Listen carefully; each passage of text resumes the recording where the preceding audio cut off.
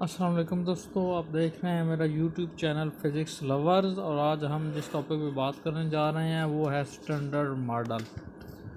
تو دوستو، standard model video شروع کرنے سے پہلے آپ کو یہ بتاتا چلوں کہ اسٹینڈرڈ ماڈل ڈاکٹر عبدالسلام صاحب، جو کہ واحد پاکستانی سائنٹسٹ ہیں جنہیں نوبل پرائز دیا گیا، تو انہوں نے اس کو پیش کیا۔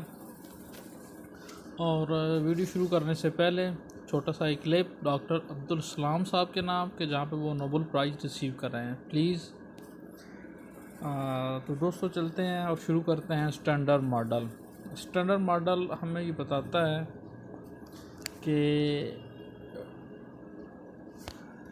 Standard model of elementary particle, یہ تھیوری ہمیں بتاتی ہے کہ کس طرح جو پارٹیکلز ہیں وہ ایک دوسرے کے ساتھ جڑے ہوئے ہیں، یعنی کس طرح پارٹیکلز ایک دوسرے کے ساتھ انٹریکٹ کرتے ہیں۔ اور اسی standard model of elementary particle theory سے ہمیں یہ پتہ چلتا ہے کہ فورسز جو ہیں وہ کوانٹم لیول پہ کس طرح ریئیکٹ کرتی ہیں۔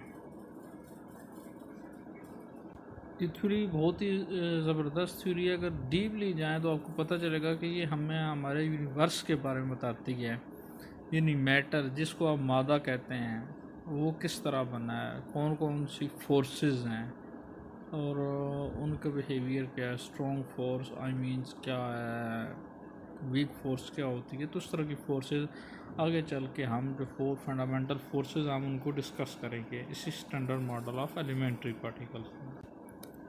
ایٹمز، لفظ ایٹم، جب بھی لفظ ایٹم یوز ہوتا ہے تو ہمارے ذہن میں صرف ایک ہی بات آتی ہے کہ پروٹون اور نیوٹران جو ہیں یہ نیوکلیس مل کے بناتے ہیں اور الیکٹران اس کے گرد ریوالو کر رہے ہیں، چکر لگا رہے ہیں۔ تو جیسا کہ بہت سارے تجربات اس پہ پہلے بھی ہو چکے ہیں، جو سب سے کہہ لیں کہ یونیک ہے، وہ کہہ لیں آپ ردر فورڈ کا ایکسپیریمنٹ تھا، جہاں سے ہم نے یہ پتہ چلا کہ پروٹون اور نیوٹران جو ہم نیوکلیس میں ہوتے ہیں اور الیکٹران ریوالو کرتے ہیں۔ تو یہ تھا وہ ایکسپیریمنٹ، اور آپ لوگوں نے اس کو پہلے پڑھا ہوا اسٹڈی کیا، لیکن یہاں پہ تھوڑا سا میں اس کو ہلکا سا ٹچ دیتا ہوں کہ جب بھی الیکٹران اس کے گرد ریوالو کرتا ہے تو وہ اپنی انرجی کنٹینیوسلی کم کرتا ہے۔ جب وہ اپنی انرجی لاس کر رہا ہوتا ہے تو وہ آٹومیٹیکلی کلاسیکل میکینکس کی طریقے کہ وہ نیوکلیس میں جا کے کرتا ہے اور اس کا ماڈل جو اٹامک ہے وہ کولیپس ہوتا ہے، لیکن ایسا نہیں ہوتا۔ اس ڈیفیکلٹی کو کم کرنے کے لیے ہم نے ایک کوانٹم لیول پہ ایک ایچ کٹ دیا کہ جب بھی یہ اپنی آربٹ میں ہوگا تو یہ نہ انرجی لاس کرے گا نہ ہی گین کرے گا۔ تو بہرحال آگے ہم چلتے ہیں standard model of elementary particle کی طرف۔ اور ہم نے یہ بھی پڑھا ہے شروع میں بھی ہماری شروع کی کلاسز ہیں کہ جو آپ کے پاس پروٹون، نیوٹران اور الیکٹران ہیں، یہ فنڈامنٹل پارٹیکلز ہیں۔ الیکٹران پہ نیگیٹو چارج ہوتا ہے، پروٹون پہ پازیٹیو چارج ہوتا ہے اور نیوٹران نیوٹرل ہوتا ہے۔ لیکن اگر دیکھیں تو الیکٹران پہ تو یہ بات صادق آتی ہے، لیکن پروٹون جو کہ ہے یہ فنڈامنٹل پارٹیکلز میں نہیں آتا۔ اور ہم یہ بھی جانتے ہیں کہ جتنا بھی جو میٹر یعنی مادہ ہے، مادہ وہ انہی سے مل کے بنتا ہے فنڈامنٹل پارٹیکل سے۔ اور ہمیں یہ بھی پتہ ہے کہ یہ جو ہمارے پاس ایلیمنٹری پارٹیکلز ہیں، الیکٹران، پروٹون اور نیوٹران، ہم نے پڑھا ہے پہلے، اب یہ ٹھیک نہیں ہے کہ ہم ان کو فردر ڈیوائڈ نہیں کر سکتے، یعنی مزید تقسیم نہیں ہو سکتے۔ اچھا، اگر ہم اس حوالے سے دیکھیں تو الیکٹران تک تو بات ٹھیک ہے کہ اس کو ہم ڈیوائڈ نہیں کر سکتے، لیکن اگر ہم بات کریں پروٹون اور نیوٹران کی تو اس کو ہم ڈیوائڈ کر سکتے ہیں۔ اگر ہم نیوکلیس کو غور سے دیکھیں تو ہمیں پتہ چلے گا کہ جو پروٹون اور نیوٹرانز ہیں وہ بھی اور فنڈامنٹل پارٹیکل سے مل کر بنے ہیں۔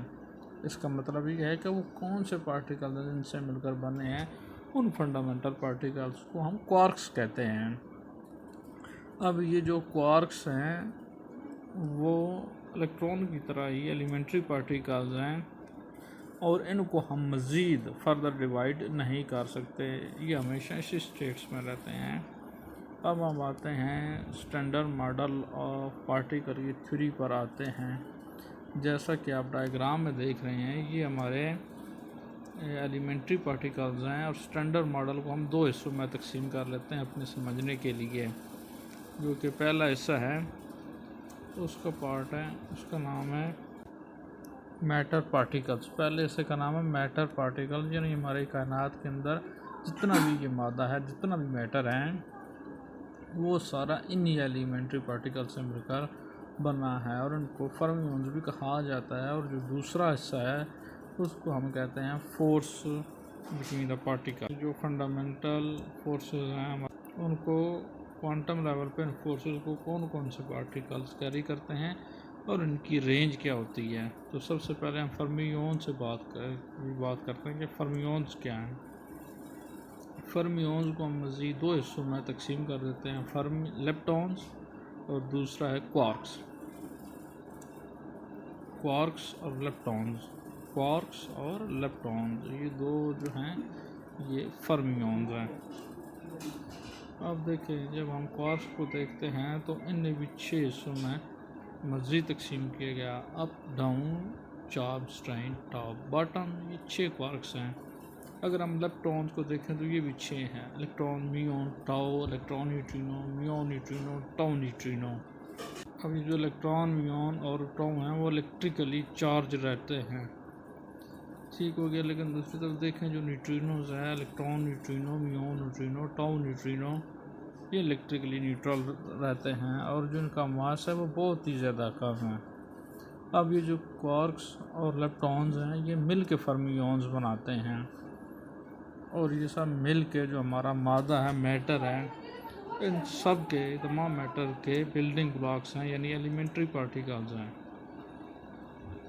اب اسٹینڈرڈ ماڈل کی دوسرے حصے پہ ہم آتے ہیں جس کو کہتے ہیں فورس کیریئرز، ٹھیک ہے، ان کو گیج بوزونز بھی کہتے ہیں۔